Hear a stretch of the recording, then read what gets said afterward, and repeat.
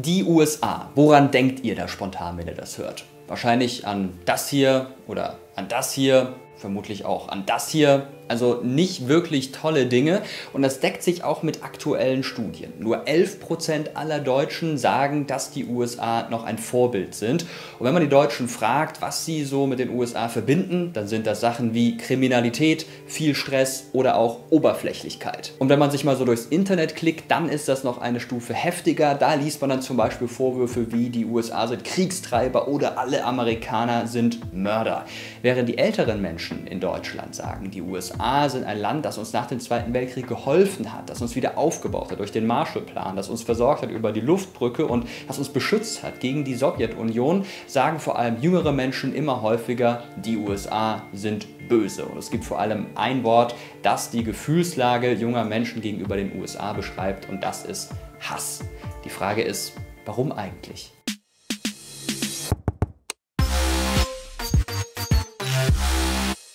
Es sind vor allem 4 Dinge, die den USA immer wieder vorgeworfen werden. 4 Dinge, die wir uns jetzt mal ein bisschen genauer anschauen.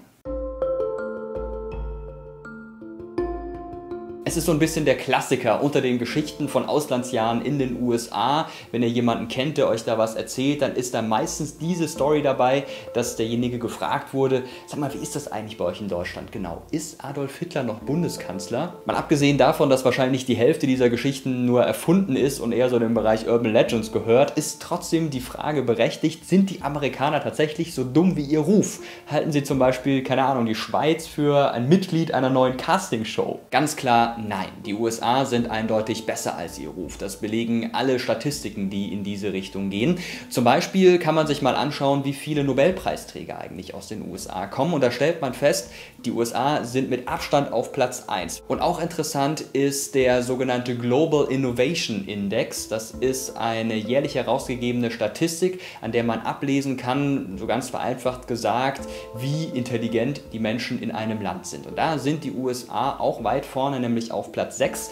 Zum Vergleich, Deutschland ist auf Platz 13, Österreich gerade mal auf Platz 20 und nur die Schweiz ist besser, die ist nämlich auf Platz 1. Es gibt natürlich immer Leute, die aus dem Raster fallen, aber insgesamt muss man sagen, Amerikaner sind nicht dümmer als Menschen in anderen Ländern. Aber sie sind fetter. Das ist definitiv so, das belegen Zahlen der Weltgesundheitsorganisation WHO. Demnach liegen die USA in der weltweiten Fettleibigkeitsstatistik auf Platz 3, einen Platz vor Deutschland übrigens.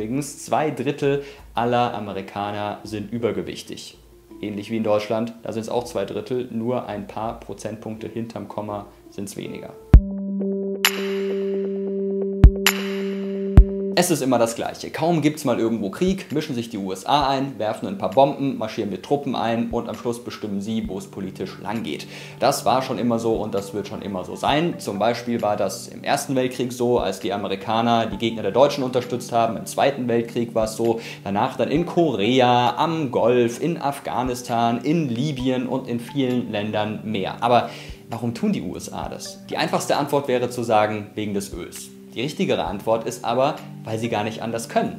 Die USA sind die letzte verbliebene Weltmacht nach dem Kalten Krieg und sie sind die stärkste militärische Macht. Das Militärbudget, das Verteidigungsbudget der USA beträgt aktuell 126 Milliarden US-Dollar. Zum Vergleich, der Zweitplatzierte ist Russland und denen stehen gerade mal 78 Milliarden Dollar zur Verfügung. Die USA sind also quasi der FC Bayern unter den Militärmächten. Und da ist natürlich klar, wer viel hat, von dem verlangt man auch viel. Wenn irgendwo ein Konflikt auf der Welt ausbricht, dann schreien die Länder direkt, liebe USA, helft uns, kommt uns zur Hilfe, ihr müsst hier einschreiten. Auch deswegen, weil die USA das jahrzehntelang gemacht haben, als sogenannter Weltpolizist.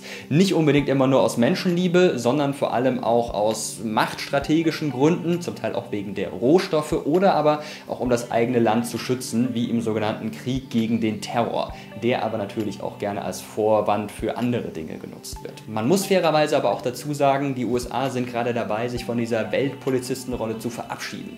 Im September 2013 hat Barack Obama eine sehr wichtige Rede gehalten, in der er gesagt hat, wir greifen künftig nur noch aktiv in Kriege ein, wenn wir eine moralische Begründung dafür sehen.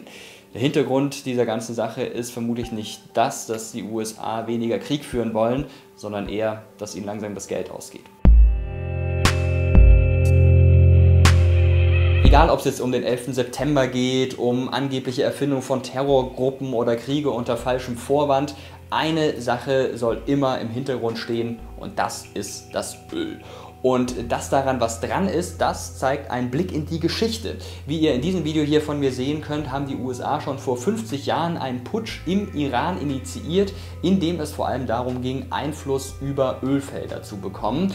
Und auch in der jüngsten Vergangenheit gibt es Belege, zum Beispiel im Rahmen des Golfkriegs, dass die USA Kriege anfangen oder an Kriegen beteiligt werden oder an sonstigen Umstürzen in Ländern, um an Rohstoffe, vor allem an Öl zu kommen. Es gibt deshalb Leute wie den Filmemacher Michael Moore, der in seinem Film Fahrenheit 9/11 an verschiedenen Beispielen zeigen möchte, dass die USA quasi ihre Politik nur vom Öl bestimmen lassen. Diese Theorie hat allerdings eine kleine Schwachstelle. Und zwar die, dass sich Kriege nur wegen des Öls für die USA eigentlich gar nicht lohnen. Nach Schätzungen von Experten der Brown University in Providence haben die USA für die Kriege im Irak, in Afghanistan, teilweise auch in Pakistan insgesamt 4 Billionen US-Dollar ausgegeben. Im gleichen Zeitraum haben die USA 4 Billionen US-Dollar ausgegeben, um Öl ins Land zu importieren.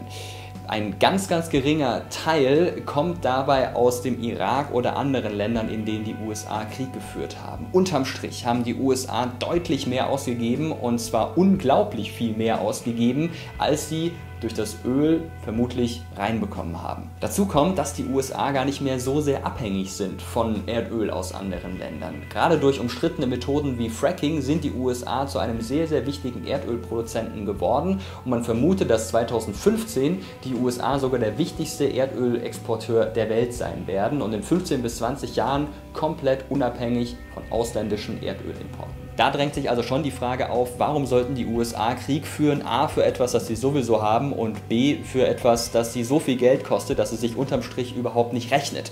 Viel wahrscheinlicher ist da die Theorie, dass die USA gerne mal sich an Krieg beteiligen, um die Wirtschaft zu Hause anzukurbeln, denn Krieg ist ein sehr wichtiger Wirtschaftsfaktor. Diese Bilder kennt ihr sicherlich alle. Gedemütigte Menschen im US-Gefängnis in Abu Ghraib im Irak. Das sind Bilder, die um die Welt gingen. Das sind aber nicht die einzigen Menschenrechtsverletzungen, die die USA außerhalb des Landes begehen. Es gibt Foltergefängnisse außerhalb der USA, das weiß man. Es gibt natürlich das berühmte Straflager Guantanamo und es gibt viele andere Fälle, in denen man nachweisen kann, dass US-Amerikaner die Menschenrechte verletzt haben. Und immer wieder, wenn das rauskommt, sagt die Regierung, das soll nie wieder vorkommen. Es kommt aber immer wieder vor. Dazu kommt, dass auch innerhalb der USA gerne mal die Menschenrechte verletzt werden. Zum Beispiel bei der Hinrichtung von nachweislich unschuldigen Menschen oder aber bei der Polizeigewalt gegen Schwarze, Latinos und andere Ausländer. Das sind einige der Dinge, die die Menschenrechtsorganisation Human Rights Watch immer wieder scharf kritisiert, aber an denen sich kaum etwas ändert. Ein bisschen was hat sich geändert beim Regierungswechsel von George W. Bush, der übrigens maßgeblich dafür verantwortlich ist, dass das Bild der USA in der Welt so schlecht ist, zu Barack Obama, aber den Wandel, den Wechsel, den man sich erhofft hat durch Barack Obama, den hat es nicht gegeben. Interessant ist auch der Index von Human Rights Watch, so eine Art Rangliste, in der aufgeführt ist, welche Länder gut dastehen bei Menschenrechtsverletzungen und welche schlecht dastehen. Die USA liegen da eher im hinteren Mittelfeld und deutlich vor Ländern wie Deutschland oder Großbritannien. Und in dem Fall vor den Ländern zu stehen, ist schlecht. Insgesamt kann man also sagen, es gibt durchaus berechtigte Gründe, warum man etwas gegen die USA haben kann. Und wenn ich jetzt immer die USA sage, dann meine ich natürlich vor allem die Regierung. Aber es gibt auch viele Gründe, die dagegen sprechen, dass man der USA blanken Hass entgegenbringen muss. Die Wahrheit liegt wie so oft irgendwo dazwischen. Übrigens genauso wie beim Thema Russland. Dazu habe ich ja schon mal ein Video gemacht. Wie gefährlich ist Russland? Das findet ihr hier. Ist eine interessante Sache. Würde mich freuen, wenn ihr da mal reinschaut. Interessieren würde mich jetzt natürlich vor allem, wie seht ihr das denn? Sagt ihr, also ich finde, die USA sind ein Schurkenstaat, die gehen gar nicht? Oder sagt ihr, da sind viele Vorurteile dabei, die nicht stimmen, viele Klischees? Also ich bin eher ein Freund der USA oder liegt ihr irgendwo dazwischen? Schreibt es gerne in die Kommentare. Ich bin sehr gespannt auf eure Meinungen.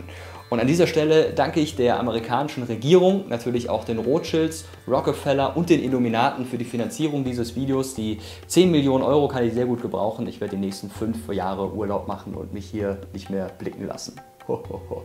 Vielen Dank fürs Zuschauen. Bis zum nächsten Mal.